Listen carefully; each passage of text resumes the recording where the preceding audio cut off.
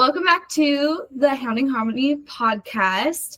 Today, I have a woman that wears a ton of hats. She's a licensed vet tech, college instructor, stock dog competitor trainer and instructor, and a mom. Leighlynn Towne, how are you doing?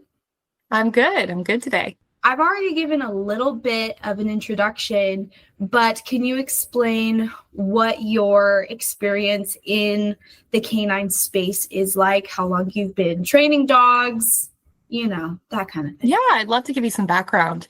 So I grew up on a farm in the central Nebraska, and we had corn. Of course, we had cattle. You got to have those. And we did have a border collie who was an active working dog on the farm. And so I was exposed to that at a young age and kind of knew about it. And then as we got a little older, we kind of moved a little bit more away from the farm stuff, but we've always had a lot of dogs, and I've always been around them and enjoyed them and taught all my dogs at home tricks and things like that. Just, usually the basics too. And then when I had the opportunity to go to tech school, veterinary technician school, and I wanted to be very involved. I wanted to be involved in campus, I looked at the website and looking for clubs or teams or whatever they had. And at the Nebraska College of Technical Agriculture, they had a stock dog team. And I thought, that is really interesting.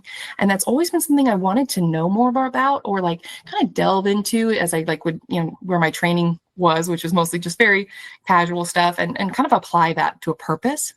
And so I was like, when I get to campus, I'm going to see what that's about. And so that's kind of where my stock dog journey started as a student at NCTA.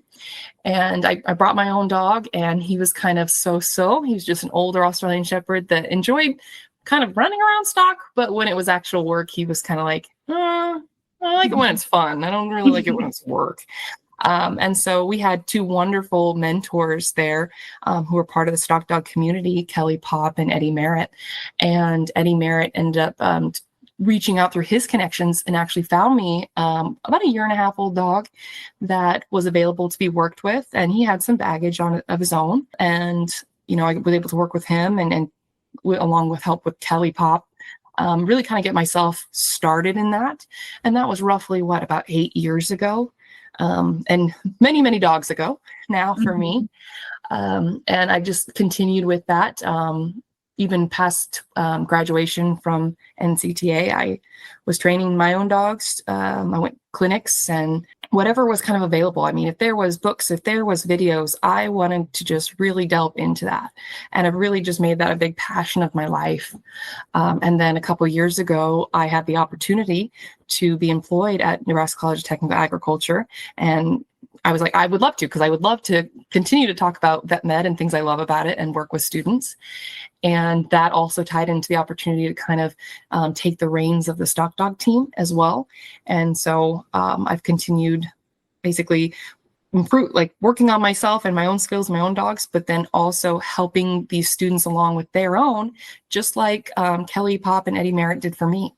So I get to continue giving back just like they did. That is so cool. It's also so interesting to me that you are technically the third alumni stock dog team member that I have interviewed, and all of her stories are like the same.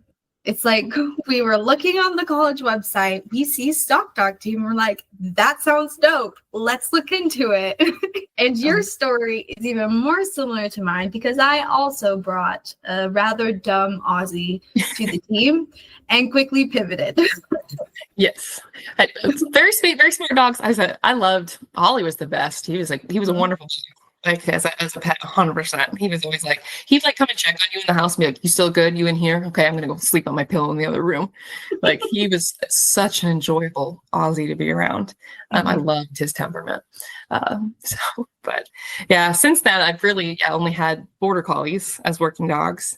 And right now I have 6 border collies and 1 puppy. So I have 7 working dogs total right now.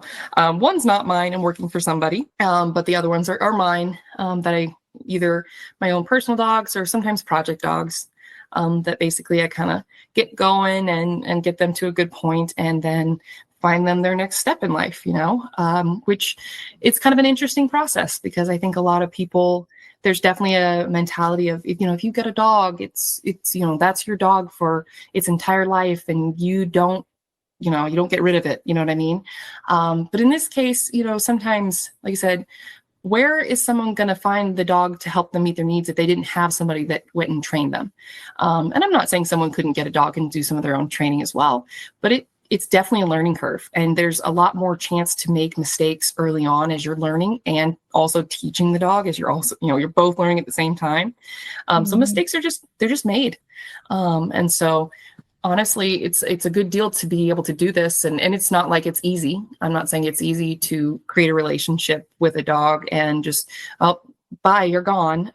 It can be kind of sad sometimes. I still think about one of the dogs did you remember my Bodie dog? My red and white? I don't think I ever got to meet Bodie. That's okay. Yeah, I had him a little bit more early on, and I had him for like 3 or 4 years, something like that. And I, got him up there, and he was wonderful, sweet dog, easygoing personality, everybody's buddy. And then when I was pregnant, I knew I needed to downsize, just because, like I said, we were going to have our daughter in winter, and my husband, we had conversations about what's the plan ahead of time, so we don't have these fights, right? We need to plan for things to go on, so no one's assuming anything or getting upset about whatever. And part of that being him taking care of the outside dogs, because that's mostly my responsibility, basically all the time, because they're my dogs.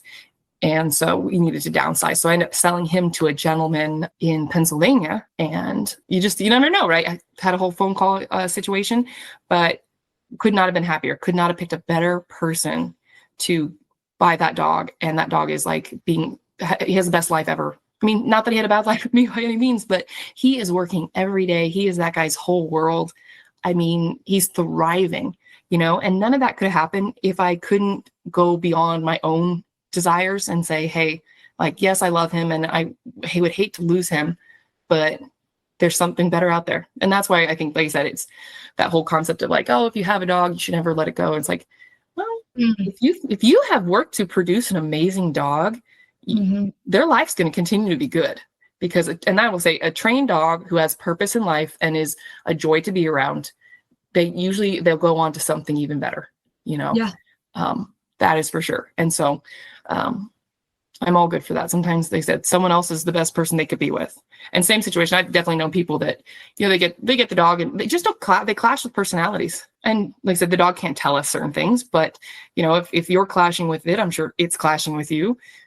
Maybe finding the person that it totally matches with is the best thing that could happen to that dog. So sometimes we got to put the dog's needs ahead of ourselves, and realize it's a lot more nuanced than just kicking them down the road. Right? Oh yeah. And it takes a huge amount of self-reflection and maturity to be able to be I am not going to be, the best scenario for this dog, or I could be serving them better by moving them on.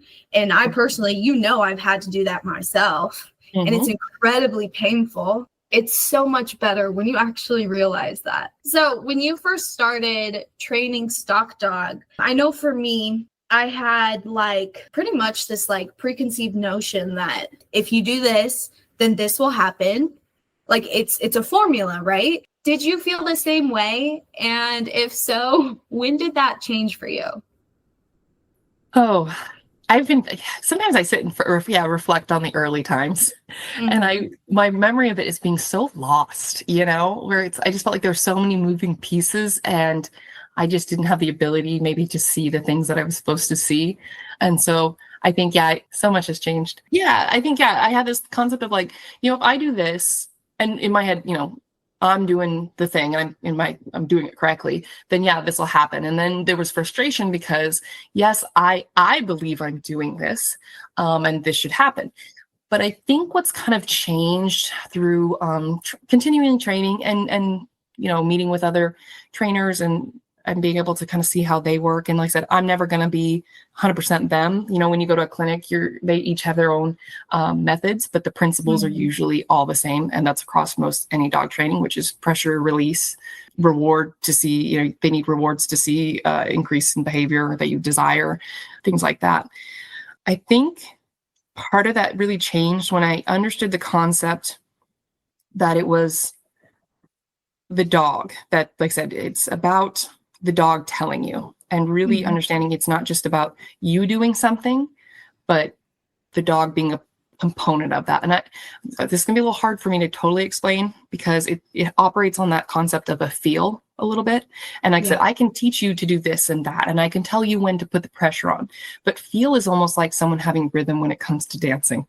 You know, sometimes it seems like it's inherent that people have it. Other times, like I said, it takes more work for someone to kind of get it down, but it really kind of clicked for me when I understood I need to do the thing and see the response.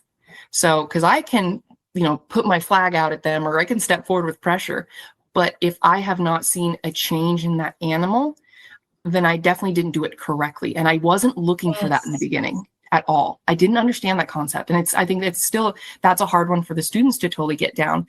But that's just because, like I said, the more I've seen it, the more it becomes so clear to me. And my timing with that's gotten a lot better.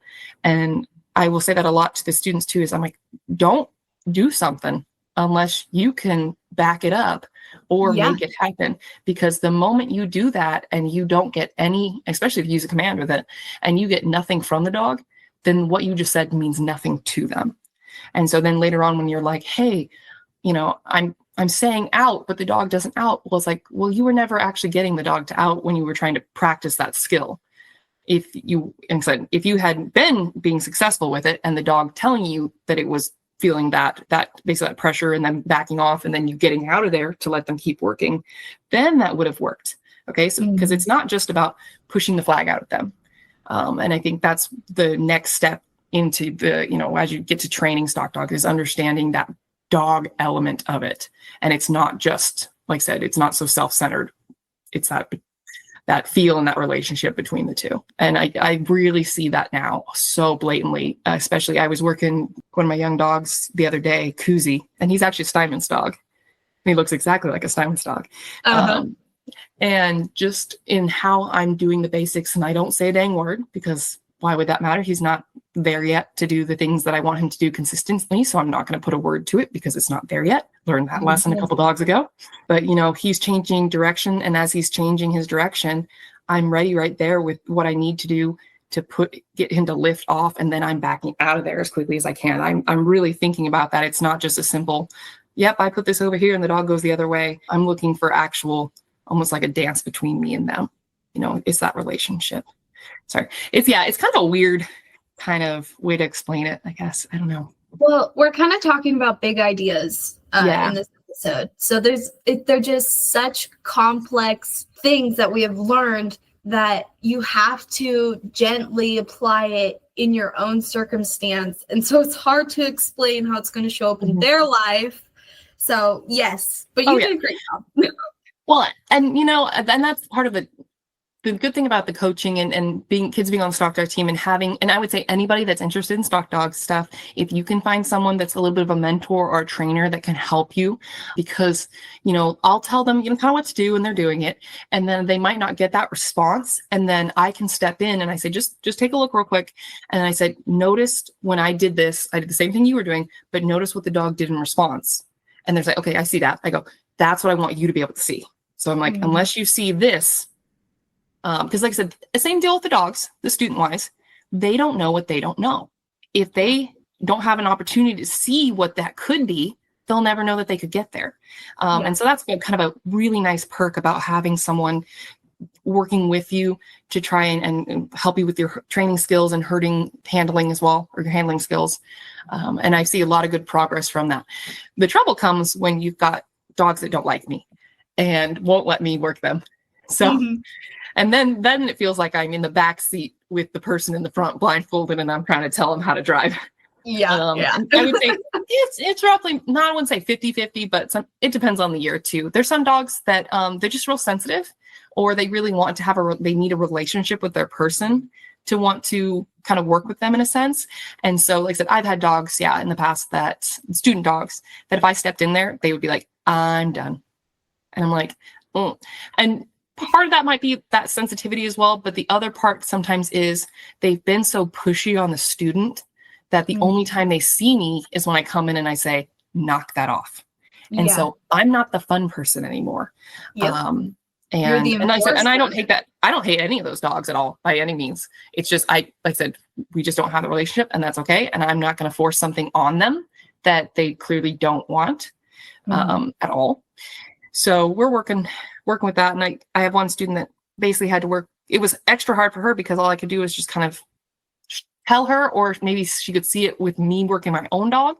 And I know it was really hard on her, but to her credit, she worked her butt off to work with a dog that was difficult because of that reason and some of his other things going on. And she was very successful. So even if I can't be that person, I will try to give the best support I can. And, you know, if they've got that drive to get there, I think they will, you know. And I think we always thought, you know, that with that dog, I was like, oh, I even told her, I'm like, I don't know if you want to keep this dog. I'm like, you know, just with how he's acting and all these things, maybe you should find a different one. And she just buckled down and worked her butt off. And to her credit, like, I eat my words, she did great. She turned that dog into a dog that worked cows, and we didn't think he was going to. And hell yeah, I'm mad respect for that, for her. Yeah, that's amazing. So.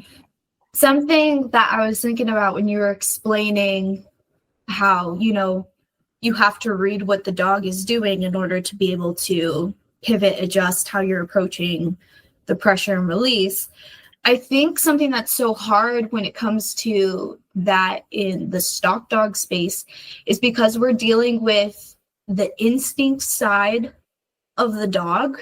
It's so different than training for basics or tricks or agility, because there's this whole other part where you're trying to communicate with their instinct. And it's so hard to learn how to tap into that. You know, that's a really good point, Emily, that I honestly probably haven't thought of too much because, you know, most of my realms in the stock dog thing, but that's a really good point. That instinct, I mean, it takes over, and they're doing things because you can have this dog, this border collie that you've done a lot of like obedience with before. Maybe like they know they're sit, they know they're down, they come to you when you call. You take that dog, and I think it shocks the students a little bit too, because they're like, my dog listens to me so good. So good. And then we put him into the pen with the sheep and the stuff, and it's like that dog has never learned a command in its life. And, you know, the students are a little bit like, oh, they, you know, they all, you know, they do stuff. And I'm like, I believe you 100%. But we have, like I said, you put a fresh batch of donuts in front of them, man. And they want that so bad. It's these inherent, really core desires that are at play. And it's a lot of self-control that then has to be kind of worked with. We take that, we shape it, we help them with their self-control. And that's a big deal too. It's just helping with that self-control. As much as people think they're working on their self-control, you have to help that dog work on its as well, because just like us, like I said, those desires and habits can take over even, you know, those drivers. Man, that's a really good point, Emily. It definitely does add to that for sure. And I will say, you know, some of the things in that case too, I mean, where I think it does relate a little bit might be in the case of with that self-control and training for obedience in like everyday life, is that whole concept of increases in stimulation, right? Where you start off with less distraction, and then slowly you need to put them into situations where they could be distracted, and then they have to self-control themselves. And so we do see that with training for, you know, obedience in everyday life and maybe some other tasks, specific dogs, like service work. But with the stock dog stuff, sometimes we throw them right into the stimuli, and it can be a lot very quickly. So well, especially the way that stock dog was starting dogs back in our day. I mean, we just took them and put them on a bunch of dairy calves, and we were like, don't get distracted by those long legs. Good luck. I was like, things have definitely probably changed quite a bit. And you know, like I said, and it's just, we had what we had, and I'm so thankful for what was given to us. I mean, absolutely. Otherwise we would have had nothing. But thankfully, like I said, with that influence and that background and continuing. And I think that's one of the great thing about Kelly Pop was he always said, you know, I'm never done learning. He thought I could always keep learning and going from there. And I feel like that same thing, I can keep learning and progressing. And with that type of mentality, I feel like I've tried to keep that going with the team. And so we have a very planned out now kind of steps in how we go along, just to help those students kind of progress through a little bit easier. I'm probably a lot more slow to go towards cattle nowadays, just because I want them, everyone to be safe, but then also I want them to have for sure good control and a good, not as much control, I guess, but a good working relationship with their dog, where you can definitely tell that the dog understands it's a teamwork event or activity, and not them trying to constantly take the lead.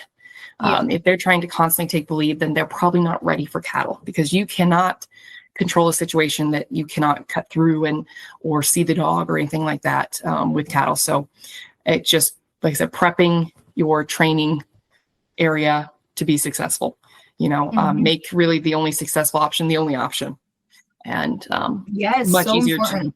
Yes. I mean, it's all pre-planning. For successful training, is the pre-planning stuff. It's not just showing up and doing whatever you're doing. You have to ask yourself, where am I at? Like, do I have the proper area to make this successful? The distractors, there are too many distractors. Is the dog beyond a point of learning? Is it too stimulated that it's past a learning point? Or, am I being clear? Is what I'm doing being very clear to them what I want?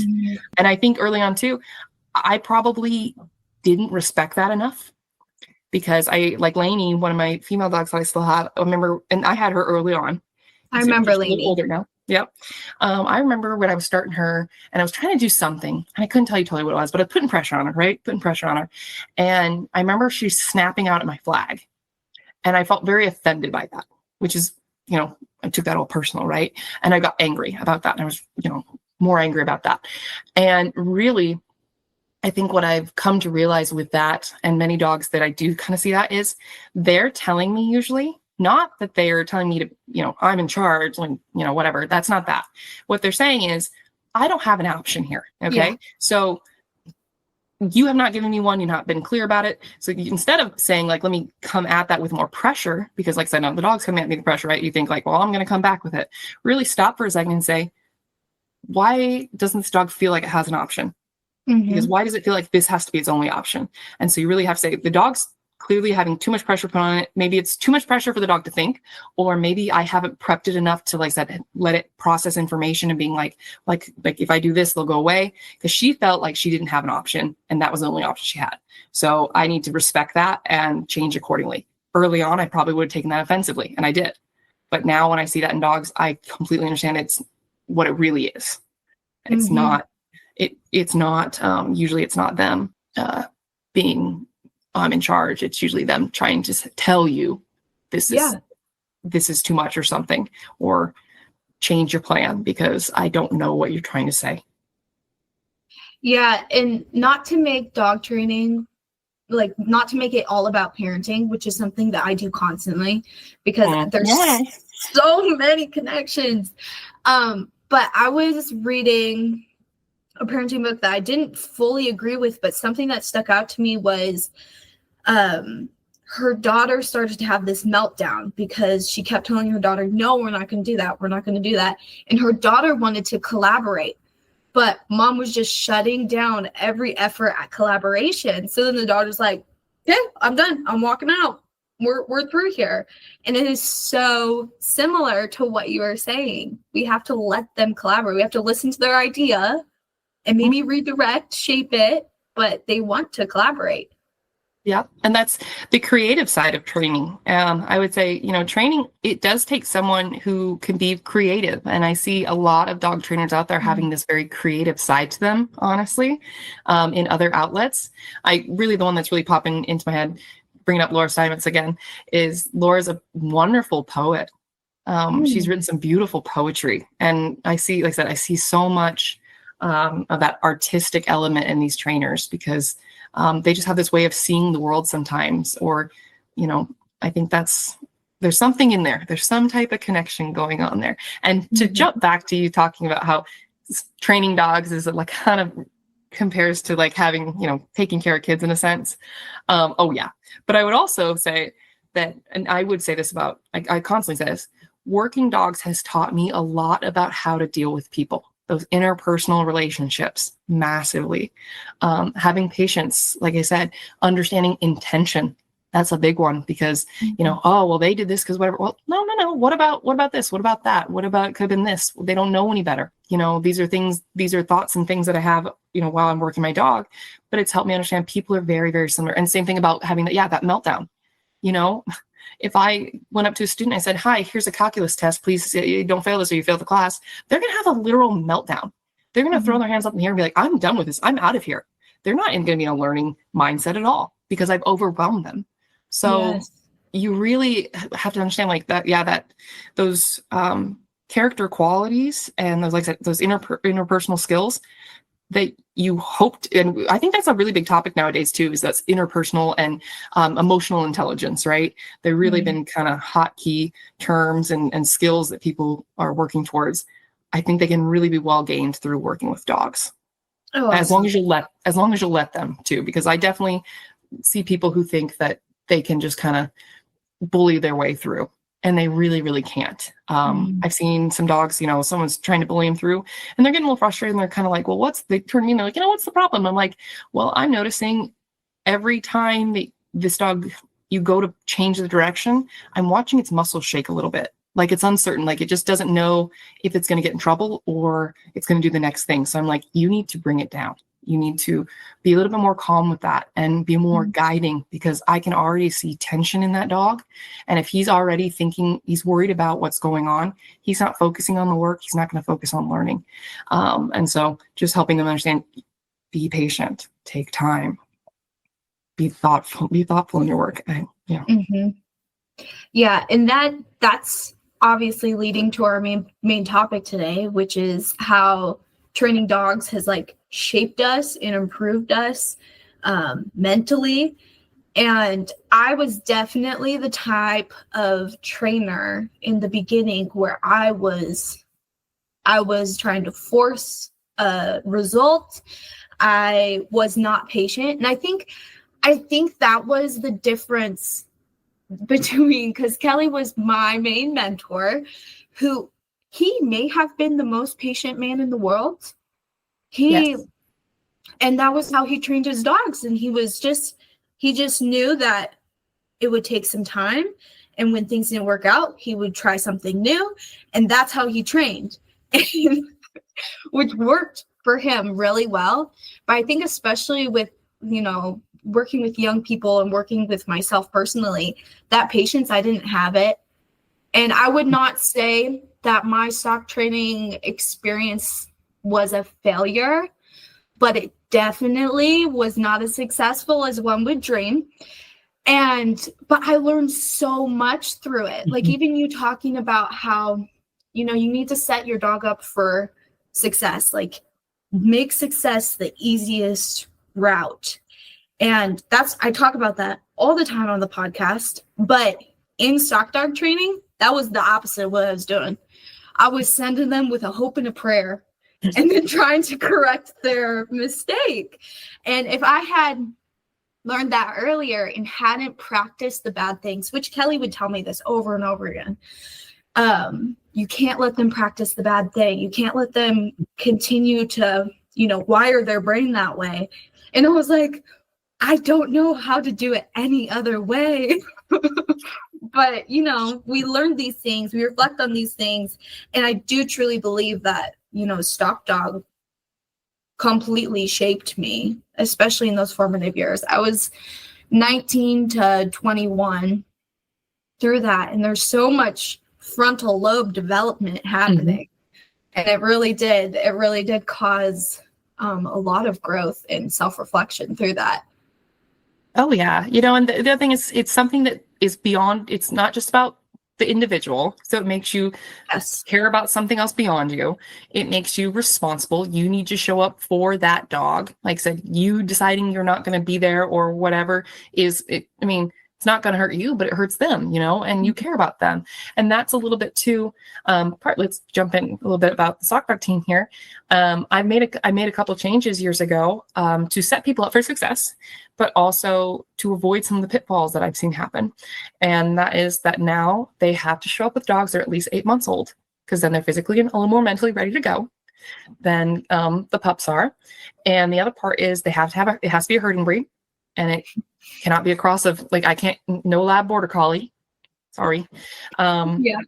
You know, just to set them up for success. And I do say they can have a herding breed cross to a herding breed, but I also don't recommend it. But, and as I've probably said this on each time I've talked to people, and someone will tell you, well, I had the best this cross. And I'm like, and I am sure you did. And if it made your life easier, you did have the best. But in the years that I've done this, the ones that are crosses, they just don't have that drive. Like the ones that, like I said, are very purposely bred to do so, that you really see how those genetics come into play. But the point I'm trying to get to is the students have to bring their own dogs. They have to be their own. We no longer do team dogs. There were situations that worked out wonderfully. And for that, and when it was those situations, I'm like, I would do it every day for that. But I've also seen situations where students who said they were going to do right by the dog neglected the dog. And that really angers me because that dog can't stick up for itself. You know, it relies on that person, and that person said they were going to do that. So I'm angry for the dog because the dog can't, you know, it needs a representation itself. So for that, that is why I no longer do team dogs. Just because, like I said, they have to have some kind of stake in it. Yes. For whatever reason. Yeah, they're responsible for that dog for its life right now.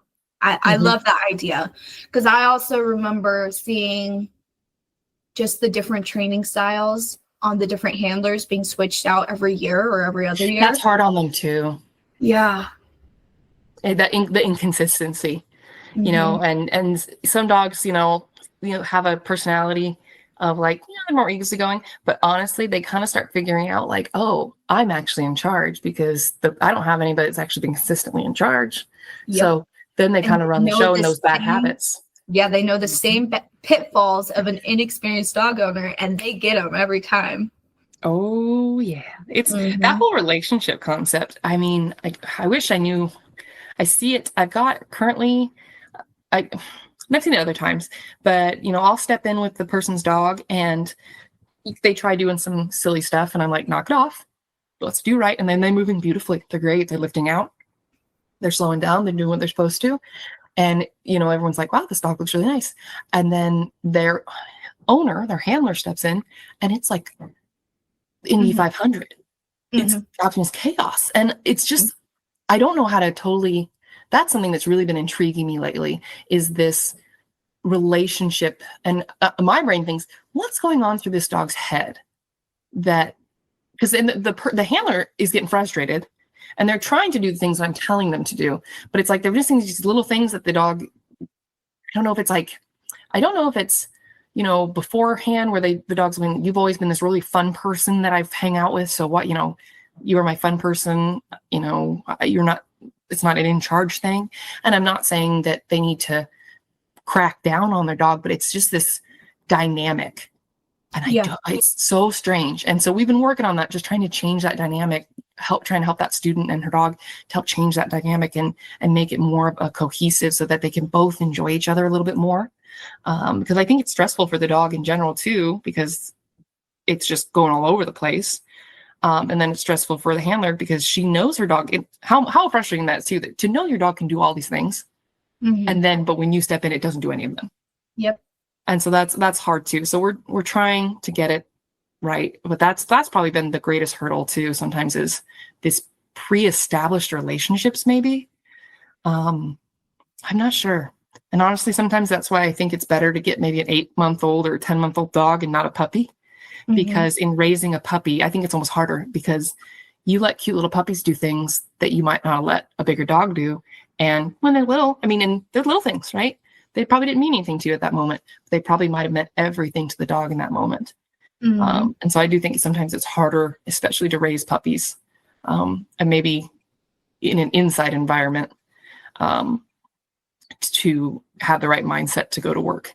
And I'd love to hear anybody else's feedback on that, because I don't think I have enough firsthand experience or basically case examples to totally speak to a truth to that. But I feel like I do see that sometimes with students showing up with dogs and the dog just seeing them as this good time friend, and them struggling to find that positive work relationship. like I said, because I'm not saying that, well, now, so you need to crack down on them by any means. But just whatever it takes to be clear that something is not an appropriate thing to do. And then here's the thing that makes me happy. And Ken Herbal is a wonderful trainer, trialer, clinician. And I've gone to a couple of his clinics. And one of the things I always took away from that, I really liked what he said, was the dog decides the correction. And I think I really had to think about that for a bit. But that is very true, because you only need to do the amount that it takes to see a change in the behavior. And it's because people would always ask, well, how hard do I need to be with my correction? And that's his response. The dog decides. So if you put your correction out there and your, pressure, whether that's vocal pressure or making yourself bigger pressure or tool pressure, whatever that is, right? If you put it out there and you don't see that change, like I was talking about in the dog, you got to have some type of change in the dog, then that dog has clearly told you that's not enough. If you have a dog that's absolutely panicking and all of a sudden shying off and kind of shutting down a bit, then that has told you too much. Bring it back down. So we're always trying to find that nice sweet spot. And that's the other thing too, as I tell the students at the very beginning, like, well, this is a judgment-free zone. Okay. Because you're trying to find that spot. You're trying to figure things out as you go. And some days, sometimes you might have stepped too far, nobody's perfect by any means. But the big thing about that is that you took that training session and you thought about it and you said, was it me? And then you change your behavior accordingly. You self-reflect and you move forward. Nobody's probably harder on themselves than the individual. So they don't need someone saying, oh my gosh, I can't believe they did that. Obviously, it's a bigger issue if that person continually does that thing and hasn't had any self-reflection about why they're not being successful. Mm-hmm. But I do think, we're just constantly just trying to find that fine line of the dog telling us what's right. Hope I didn't lead you off into too much deep thought. No. Oh, you're fine. I like to use that radiology term a lot. ALARA, as low as reasonably achievable. Oh, yes. And it's so applicable in dog training. And I love the dog chooses the direction correction. Yes. That is so important to learn, because when you go too hard, not only are they going to shut down, but then you just used up all of your power and now you're done. Yep. Yeah. And the big thing too, sometimes we desensitize dogs to that. We go in constantly hard and we're not actually being effective. And so these dogs just think, well, this person's just a jerk and I just power through this. You have to be effective and get an actual response. And that, I see that as a big pitfall for some people, for sure, is they're not actually getting these responses. Yeah, it's something. And the trouble with those two is you get a dog that's been going like that and you do have to kind of come down a bit more. You kind of have to get to that point. And I don't like being that person. It's not a fun place to be, to have to come down hard on dogs. But sometimes when you have that follow-up to like that preceding kind of situation, you do have to come down hard to get what you need and then get yourself back to being like soft. Like I said, if I have to go hard, it's because I'm just trying to get that set back to being soft. And that's another thing about that whole judgment thing is, if somebody is watching and they see this much of your training session and they have no idea the background and they're like, whoa, but they don't, maybe that was the thing where it's like, I came a little hard so I could get that change. And then after that, after that little bit here, I'm back to trying to get them nice and soft and all that stuff. They have no idea. It's the curse of social media, right? And I think I just had this on my TikTok the other day. I saw it. Yeah, the silly little video and everybody's losing their mind. And that's okay. And I'm really not taking that to heart. And I don't feel like I have anything to prove with that. But I finally did just upload the rest of the clip and with all the audio of me. And I literally told her to walk up. You could see the cattle aren't moving. I asked her to push. She pushes. I asked her down. She downs. She does all the other stuff. And I'm like, and these people because these people don't know me, these people on the internet, they don't know me. They don't know dogs. They don't know dogs and they don't know the situation. They don't know if those cattle really haven't been worked at all. And they don't have a concept that the dog can do what it can do. And there's a reason that they should have that respectful relationship, because honestly, when you're starting dog breaking, sometimes they have to kind of get in there and be like, hey, I can do this, I will follow through. But the goal would then be to have a respectful relationship where the dog walks up, the cattle move off, the dog lies down, give those cattle a break, So, they don't know what my whole plan in my brain is, and that's okay. And I'm not going to get upset about it because they don't know. Yeah. And maybe that's a gift from working dogs. I'm not sure. Or maybe my mother's wonderful job raising us. I don't know. But all the things have culminated at this point to help me figure that out, I guess. Yeah, you handled that so well. Because like I saw the second video, so I went back down the little rabbit hole, figured out what was going on. I was like, girl, you handled that so well. Yeah, I'm like, they just never, it's not a fight to have, because like I said, they don't know everything. And all the other note too is, what is me being upset to some rando on the internet gonna really do? I'm not gonna change their mind. So why would I engage with that? Yeah. So, and I am a big proponent, the people who matter to me will know that I'm a very big proponent of treat the stock right. And that's a big part of what we do at practice as well. Because otherwise we're not going to have good stock to work with. If you make them feel like they can't, if they're constantly getting dogged on, they fight back. It's not fight or flight anymore. It's just fight. And I wonder if that's just the vicious cycle. Some people, and don't get me wrong, there's probably cattle that are just grumpy all the time, I'm sure. But I wonder sometimes if there's that vicious cycle that kind of comes through where these people are like, well, I need this tough dog because my cattle are so mean. But it's like, okay, why are they mean to begin with? Is it because the dog's constantly on them, chewing on their face and hanging off them? I wouldn't want to be nice if that was how I was treated, and I wonder if it's this vicious cycle, where it could have been a different situation. But don't get me wrong. Like I said, I also fully respect that I don't know the whole story about certain things, or I don't deal with range cattle who never see anything. So I'm not going to speak to that like I have full 100% truth knowledge on that. But I sometimes wonder about that. But yeah, our cattle are really lovely. And I would say we had our trial this fall on September. Gosh, our cows were nice, beautifully flowing, so happy, like calm. It was wonderful. Oh my gosh, it was great. And the other thing too, and once again, Kent Herbal, he kind of brought this up, is after you get done working the stock, like in the pen and stuff, if you treated them correctly, they'll tell you as well, because they stay in the center and they'll just lay down. They don't try and ball up into the corners anymore, because the last place they felt that they were treated nicely was when they were actually in the center being worked. It's a heck of a deal.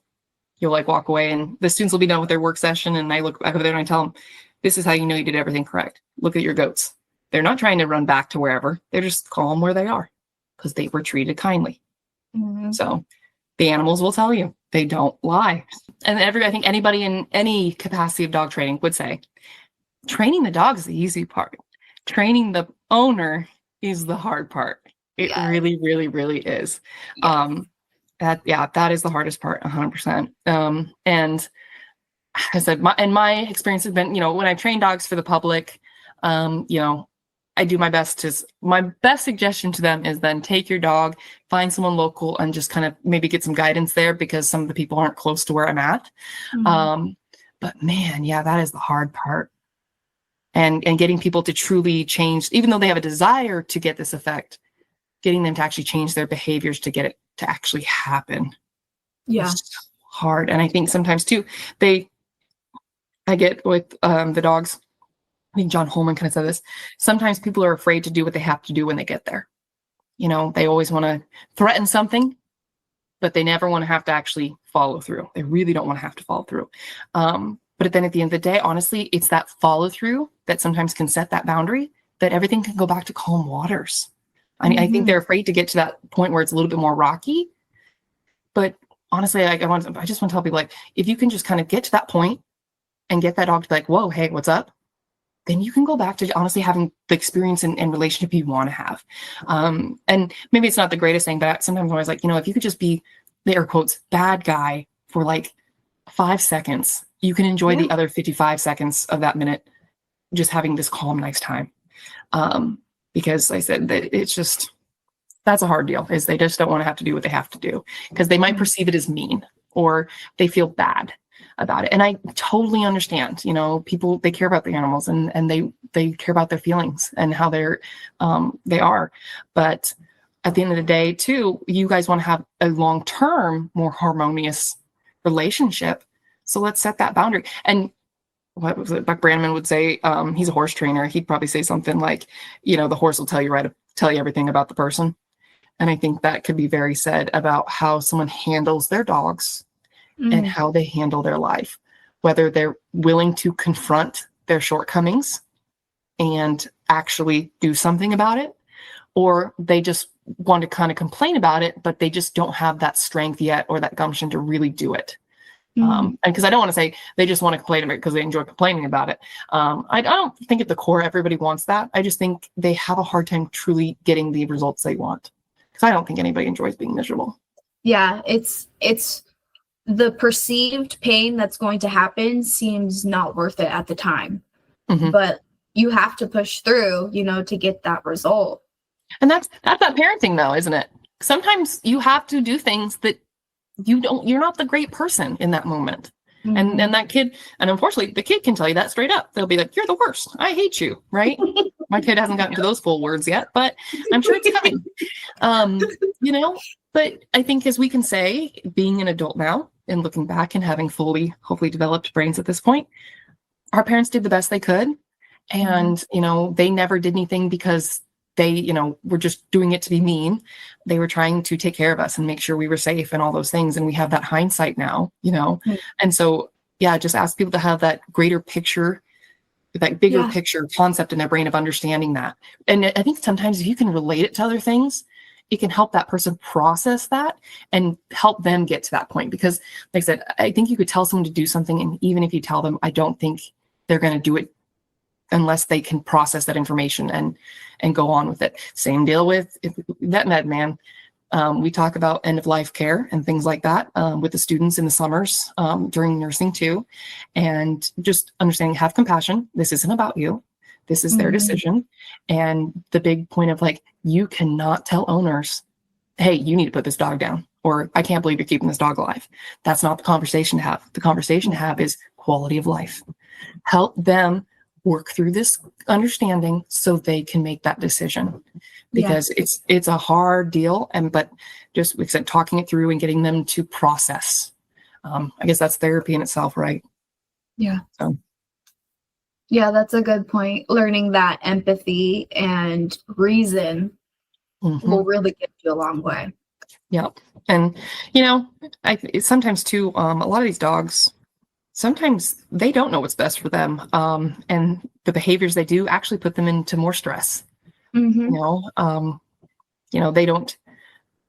going to take a sharp left turn a little bit from that and just point out a little bit, one of the things that we kind of pop up a little bit. And like I said, this is more me talking about the stock dog side versus I'm not really pet trainer or behavior or any other area. I'm more just like I said, I can tell you stock dogs. That's about it. Is I get a lot of people that are like, my dog, doesn't like other dogs, doesn't like other people. They're really worried. The student's really worried about bringing them because they're like, they don't like people, and that probably just stems from fear, lack of confidence, and they don't know their place in the world. And when the students, because I think they feel a little worried that I'm going to tell them, oh God, no, don't bring that dog. And I just say, bring him.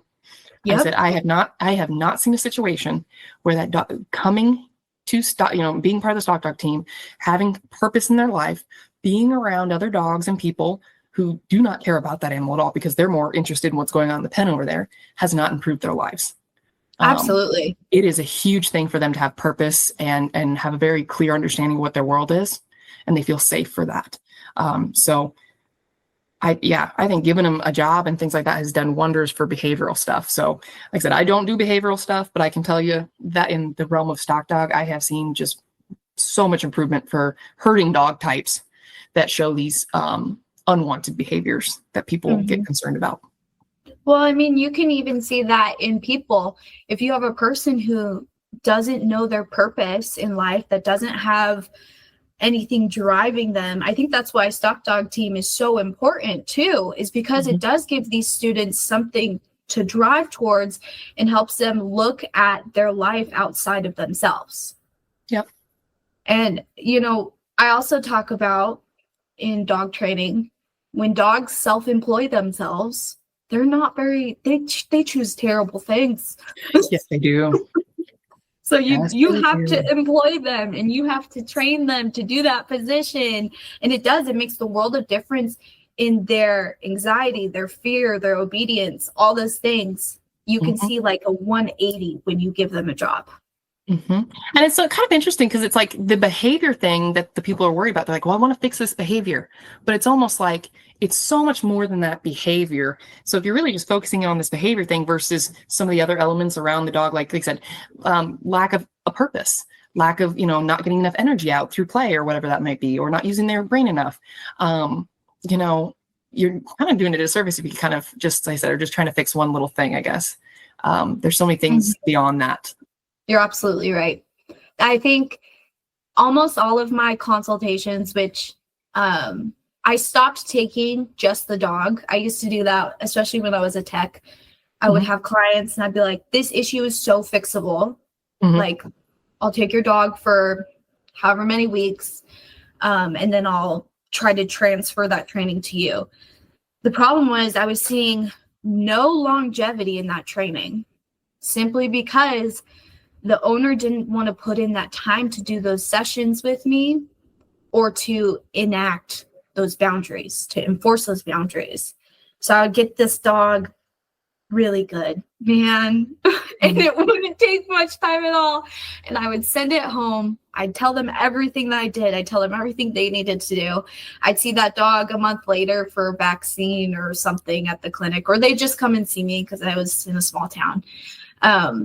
And everything was gone. I can't do this anymore. You cannot pay me enough money to just train your dog and not train you. I'm done. It'll burn you out, I think, that's for sure. It's a heck of a deal.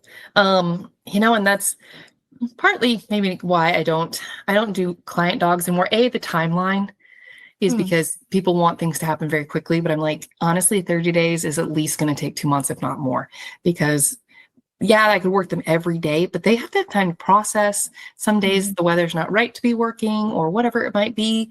And, and the other thing is what they're giving me, like I said, has some type of, might have bad habits, or like I said, they have a lack of, and I don't mean this in a negative tone at all, lack of talent, just genetic talent, honestly.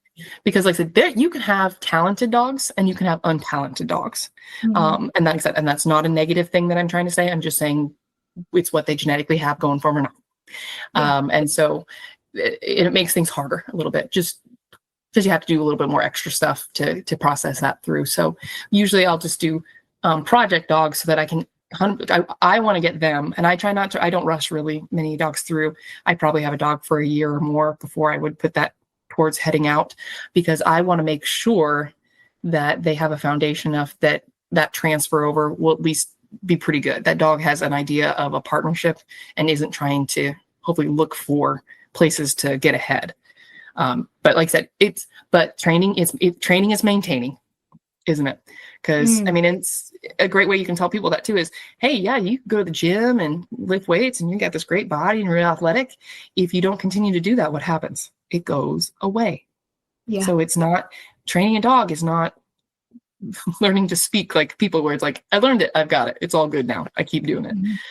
It's a maintained skill. Absolutely. Just like athleticism as well.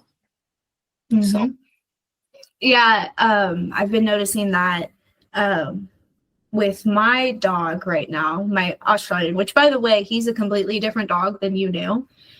He's 8 years old now, and he's night and day from the Coda that you would have been familiar with. But just to be honest, in my life right now, I mean, we can all have excuses, but my main excuse right now is I'm a mom and I'm pregnant.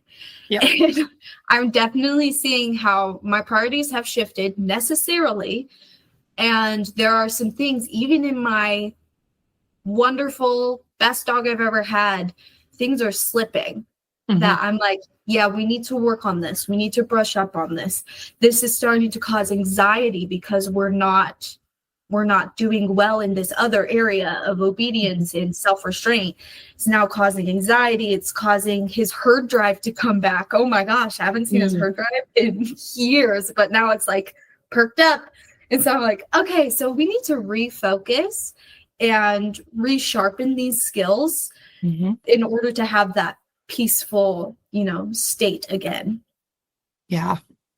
That is for sure. It's really amazing what can change when they have that when you can maintain that consistency. Like you said, because like I said, life changes constantly. It's different seasons and such. I took we kind of fostered some of those poodle pups. Last year I had one female, Goldie, and her name has changed since, but Goldie came and lived with us, and like I said, got her house broke, just worked on basic, like, you don't jump on me. That's not the way to ask for attention. If you want attention, you can sit and I'll pet you, and just basic stuff like that, and getting used to things. Gosh, that dog was amazing. She never once touched any of Kelly's toys, only grabbed the dog toys, had the best time ever with my Frenchie. Like, I kind of regret not buying that dog after the fact, but she ended up actually going to a gal that had just lost her poodle of 13 years. And the gal came, and there was the two sisters, and the one I had, and then there was another one. And she met Goldie, and she turns to me, she goes, "I want this dog." And I said, "You do want this dog. I promise you. This is one of the most enjoyable dogs I have ever been around." And it's been perfect from that moment on for her. And, and I think it was a great conversation. She said, like, people are worried it's too soon, because I just lost my dog. And I'm like, I understand that. I totally do. But I'm like, I think this is the dog to do that. I mean, this is a really special dog. And then we took another one of her siblings in just to help him with, and this could be a whole conversation and talk on temperament coming through and just the genetic component of it, and how you can do everything right, but genetic and temperament are going to play a role in it. When those pups were about maybe 4 or 5 weeks, okay, I just kind of sit there and watch them and kind of gauge some things, how they're interacting and things like that. And I stacked everybody kind of in where I thought they were with their confidence, just core confidence, temperament. And I would have put this dog at the very bottom of just natural confidence, really. And wow, was I right for all of them. As they all got older, I'm like, woo, I'm good, man. I can clock that good. He just lacked confidence in himself. And so we just worked on a couple things. And I think he's gotten a lot better too. But, he'd see someone off in the distance and he'd nervous bark.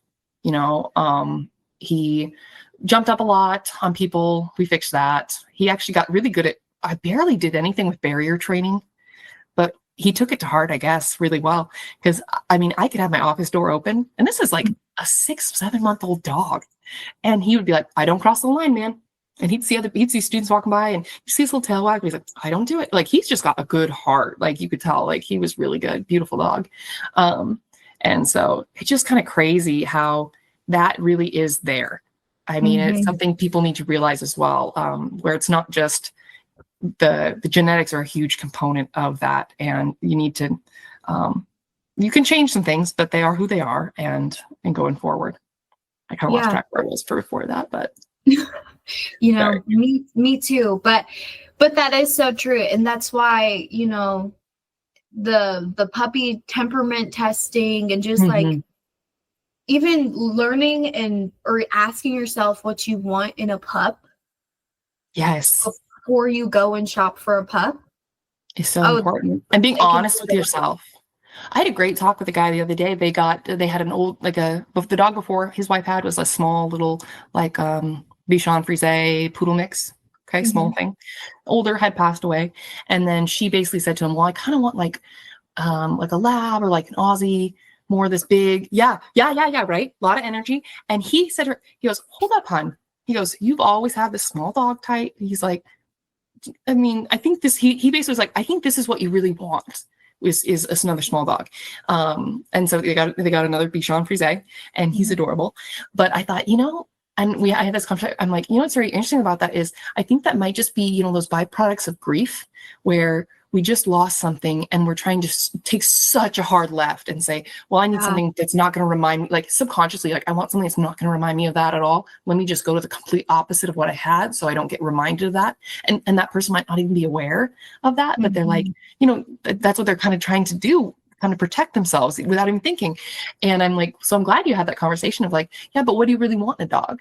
And he goes, you've had dogs that have been nice, and you like sitting with your dog and you like being able to cuddle with them and have this nice time and ever. And she's like, yeah, that is what I want in a dog though. And so they went towards that, and I'm like, that's a good conversation to have about what you activities or what you've enjoyed about the dog, and understand what a certain breed can provide to you. So yeah, I love the way that you put that. Like, what did you enjoy about your last dog, and what do you want in the future? I actually just started a series on the podcast. It just came out this last week. And I call it Breed Research. And the first episode I did was on an Australian Shepherd. And it really is just be honest with yourself. Are you willing to spend hours in training, in exercise, in just the maintenance that an Aussie will take? Because me personally, never again. Love him with my whole heart. He's my soul dog. He's the best dog I've ever had, but never again will I get an Aussie, because I do not plan on ever being a single college student that has the time to burn every free moment on their dog. Right. And that's, that whole life changes. Yeah. You get a family, you have small kids. That kind of definitely incorporates into it. We probably will never have another big dog in our house. I don't know how people do it. Let everyone who has many, many big dogs in their house, you guys are amazing, because I don't think I could handle that energy in the air. I need, after I have spent a day working all these dogs, and I have worked to, like I said, maintain those, like, this is what I need from you. Like, this is what I expect from you. And that's a lot of self-control on my part too. So that's a lot of mental load and physical load. And they're tired at the end of the day too. And they don't need that extra stimuli of things going crazy in the house as well. It's nice to come home, and we have a Frenchie right now, and he's small. And honestly, I will tell you right now, Emily, he's the most, like, he's a sweet, great temperament, great dog. But I'm going to tell you, zero training at all. Because honestly, I'm like, it's just nice to come home and have no expectations. Yes. So I will say, if someone saw him, my husband's always like, oh, it'd be really nice if we had a dog trainer that could, like, work this dog. I'm like, you know what, sir? This is why we did the research and got the good temperament, so that he loves everybody. He's great with our cat. He's wonderful with our daughter. Could not be happier with that. It's just, like I said, he is who he is. He's just a little nutty all over the place. And, but he's a very, very good dog. Our other Frenchie had his own kind of behavioral issues, and that could have stemmed from many things, genetics wise. And also he, had his own health issues. So this is Hank. This is Gus we're talking about. Hank was my first one, the black and white one. And he had seizures and many other health issues. But like I said, I got him because he was a cleft palate puppy from day one. So, I mean, like I said, I did not go out and pay big money for this dog by any means. It could be a genetic component. It could be the fact that he was hand raised with no siblings. That's a big deal thing right there too. And crazy enough, he didn't even like me. I hand raised say that he didn't. Oh, Emily, no, that dog, he put up with me. If I was the only one, yes, I would get snuggles. But Keith was, I don't know why. He lived and died by Keith. Like, he was a little spoon to Keith every night. He literally slept in our bed like a little person. He used a pillow. Gus, like, sometimes sleeps by us, but like sleeps underneath the covers or by the foot of the bed. Hank was like little tiny person. And he hated me. Bless his heart. Like, I go up to him, I'm like, oh, I love you so much. Which, I mean, obviously, once again, being up in his personal space, and he'd be like, I hate this. And then Keith did the exact same thing to him after I just did it, right? He'd be like, oh, I love you so much. And he's looking at his face, and he's so happy. I'm like, this is such BS. But yeah, he ended up passing away right in November, and we had Kelly in February, and it was absolutely heart-wrenching. Wow. I don't think I've ever had so much pain, from emotional pain, felt physical, from losing an animal. So in that respect, I can at least pull in from that when trying to understand people's attachment to their own. And then, and it took a lot of processing too. And I'm kind of like, he had a wonderful life. We never knew how long he was going to live. He was very happy. And, and maybe at the end of the day, maybe things worked out the way they needed to work out, because we were about to have a baby. Maybe that would have been really stressful for him. And we, what would we have done, because he was our first little baby. So it just, you never know. But Gus is wonderful. Holy heck. He's so good with Kelly. He'll play with Kelly. There's been, like, usually the only time he's been kind of like, I'm over this. And we're very much like respectful of what Gus has to say about that kind of stuff. I'm big on, like, everyone's like, oh, my dog would never. They are an animal. And they, like I said, they can do things you would never expect them to do, especially if they're being hurt, especially if their boundaries have been constantly pushed against. you know, and they feel like they have no other options. I think he had one time where, like I said, he played with her all day. They were good. It was like 8 o'clock at night. Has decided to put himself on the couch and he's sleeping, and she was kind of like coming next to him. We kind of like watched her, and I was like really just about to grab her anyways. And he kind of was just like, just that bark out at her in a sense. And I'm like, you're done. 100% you're done. He has told you I am done. Yeah. And so I'm gonna take her away, and he does not get to bug her, or she does not get to bug him at all. So that's been definitely an interesting dynamic. But he was great with, I almost don't have any, you know, what's weird is that whole postpartum area. I almost don't remember what Gus was doing. He was always there, but he was just easy going, and the cat was there. Now he's not there because the kid screams now. So the cat is not interested in anymore. But we do have some outside cats now that, sorry, I'm getting way more personal stuff, but yeah, we have these adorable farm cats now that we just got that were like hand raised by a previous student that I had. Oh my gosh. Have you seen that video? I have. It made me laugh so hard. Angels. She loves them so much. But sorry, I totally went off topic and personal, but no, you're fine. But you were talking about how your pup reacted to your kid. And, you know, I've always said you have to teach your kids how to be around dogs. And I'm having to like live that out right now. Mm-hmm. And like, we don't chase dogs. We don't sit on dogs. We don't hit the dogs. Like, we don't pick up their face and put it in our face, even though we want kisses. And I think something that is nuanced about that is there's so many different levels of reaction that the dog gives. And your dog barking at your kid was not a snap, was not a bite, was not a grab and hold. So that was great. Thank God he barked at your kid so that your kid would quit. And it's such a, oh my gosh, I wish people could, have almost like a little, if they have pets, just have that, like a, you know, like everybody takes parenting classes before, but maybe like a specific class on understanding your animals and hopefully trying to avoid some mistakes, because like I said, I'm like I said, trying to be very respectful of the dog and understand, like I said, he did not ask to have a little kid running around. And and so like I said, I'm thankful that my dog was willing to communicate versus going to the like end of the thing of thinking, let me grab you. Mm-hmm. And especially like I said, some of these people, I think they think I can't believe it happened. And I don't know everyone's situation, but I might think that there probably was a lot of warnings, and sometimes there really is. I mean, how many, gosh, I remember watching some video the other day of some girl getting nailed by this horse. And I'm watching the video and go, that horse just told you 4 different times, I'm going to kick you. Mm-hmm. And then boom, nailed. Just by this body language. And I'm like, and we, and I'm sure she looks back on it and it's like, man, I really ignored those. Shoot, but we can ignore all those little things. And, and what the dog will put up with from us is we can never expect that for them to put up with another person in general. So why would we think that a child they would eat as well? So yeah, it's been an interesting, for us, it's been really good. Kelly did not get to spend a lot of time with the stock dogs. I really don't let her freewheel around them too much by any means. Mm-hmm. I'll take her in a car, stroller. We'll go walk the dogs, and that's good. And they're happy to see her. I try not to let them jump up too much in her space either. But I'm just very aware that animals are animals, and I walk my dogs in a pack. And I just don't, you just don't know what kind of, and little kids scream. You just don't know. Like I said, and I trust my dogs and train, like I just do. They're wonderful. But I know that the moment you think you don't ever have a problem, the worst thing could happen. Like your dog jumping out of the back of a pickup. Yeah. There you go. You think everything's fine, and then the worst thing could happen. So, and especially, sorry, go ahead. No, go ahead. I was just gonna say, a lot of the dogs that I actually had, let's talk about the whole thing of having a job and being better. Lainey and probably my Cash dog, when they were younger, were kind of weird about kids and things like that. But in them having grown and having a job and training and everything, they're amazing with Kelly. They're amazing with kids. They are I've used them as demo dogs for 4-H kids to show them, and they're happy to be pet by the kids and all that.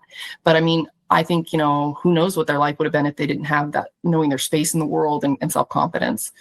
That really could change them, because they're great with Kelly. They're so good. And once again, I never leave her alone, but they are happy to see her get pets, and you make sure that she treats them right and gentle. We work on gentle.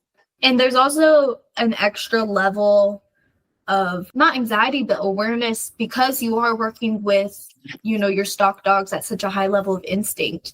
You know, you have to be aware that when you have instinct turned on, you have it turned on, you know? So sure, if they feel like they need to protect themselves or to control stock, which maybe they think Kelly is stock today, and that stock needs controlled, you know? So I fully respect that. Yeah. And I had a dog in for training from somebody recently. Wonderful. He's so sweet. I loved this dog. And we were working on just some bite control with stock and things. He was a little bit more quick to do that. And he had a hell of a bite. And he was super sweet. But just that idea in my head that I know how hard his bite is. And if he were to do, like I said, and I don't know him that well. So I was 100% just didn't let her around him because there's too many factors at play. And like I said, wonderful dog, loved him. He's so sweet. And I don't think, like I said, and not in my head that I'm like, oh, he would totally do this, but it's just, he has that capability to have a really hard bite that could be pretty damaging if the worst situation ever did happen. So we just have to really realize that dogs are dogs and treat them accordingly. I think the core theme that has kind of come through this entire interview is the dog's input, you know, in everything really. I mean, I think that's probably maybe what turns the tables between amateur training and then more advanced, is that understanding of that dog's component in it and not realizing it's not just the person. It's not just about you. Because like I said, that's really seems like when it changes.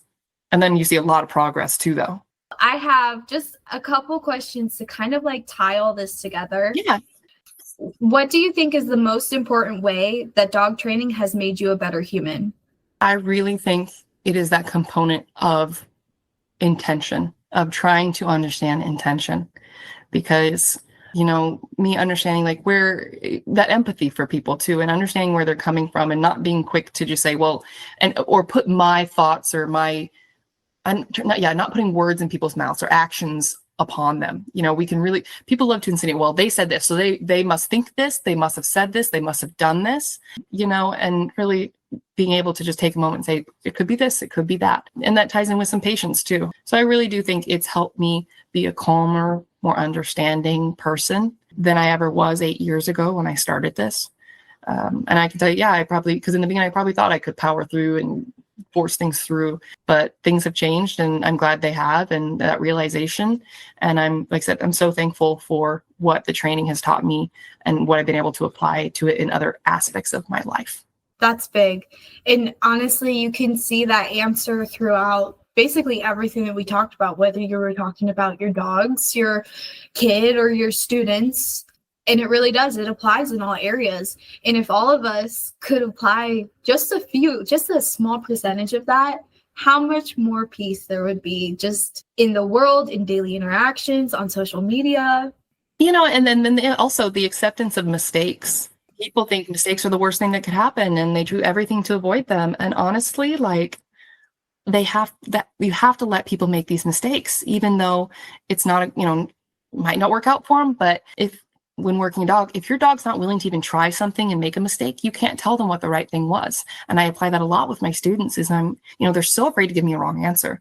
They're so afraid to appear wrong in front of someone else. But I'm like, be wrong, because honestly, you're going to be wrong in life. So why not be wrong now while we're trying to work on this versus when it actually matters on a test? So let's be wrong now. Being wrong is fine. The opposite of perfection is not failure. It's in fact learning.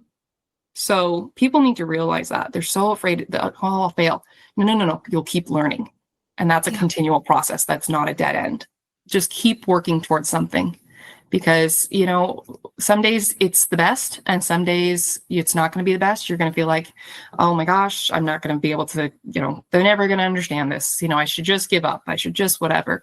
And maybe there is a time in life that might be something to accept, but in most cases, I don't think it is. Unless, like I said, you can come to peace with something, but just to embrace the struggle and learn from it and move forward. As long as you're looking back and self-evaluation would probably be that. I want people to self-evaluate and not just put their thoughts on what the animal is going on with them. Because like I said, it bugs me so much when people think, oh, well, the dog's being spiteful. I'm like, no, it's not. That's your feeling that you're putting on it. And we have a fun talk in anatomy and physiology talking about how, when puppies are young and house training, how basically the emptying of the bladder is a spinal reflex. The bladder stretches to a certain point, it empties. They are not doing this to be naughty. They're not peeing over here because, they're saying, screw you, and so I tell them so there is no benefit to shoving anyone's face in urine. That is so archaic. Really what it comes down to is the person who's at fault is you, because you needed to create opportunities that they could go to the bathroom or, like I said, help that kennel training to get them to help, practice holding it. It's a practicing situation because eventually, as they develop and their nervous system develops, they do have some parasympathetic control, which means voluntary control over a sphincter muscle around the neck of the bladder. And that's going to basically hold everything in, even though, like I said, the spinal reflex says, hey, you're full, you should go to the bathroom. Their parasympathetic system says, not yet. Mm-hmm. So that's a big deal there, just understanding that there's more to it than just your ego. Well, thank you so much for being so generous with your time and sharing this deep thought. It's honestly vulnerable to talk about it this way. And I think that, if listeners hearing this can truly take these things that we talked about and just meditate on it and figure out how it's applicable in their life, the things that we've talked about have truly changed our lives. Mm-hmm. And can absolutely be transformative in theirs. So thank you so much for sharing. Yeah, thank you so much for having me, Emily. Thank you so much for tuning into Hounding Harmony Dog Training. If you found this episode helpful, it would mean the world to me if you'd follow the show and leave a quick review. This helps other dog owners find the support that they need too. For more tips, training help, and encouragement, follow me on TikTok and Instagram at HH_dog training, or you can check out the resources in the show notes. Until next time, keep hounding that harmony.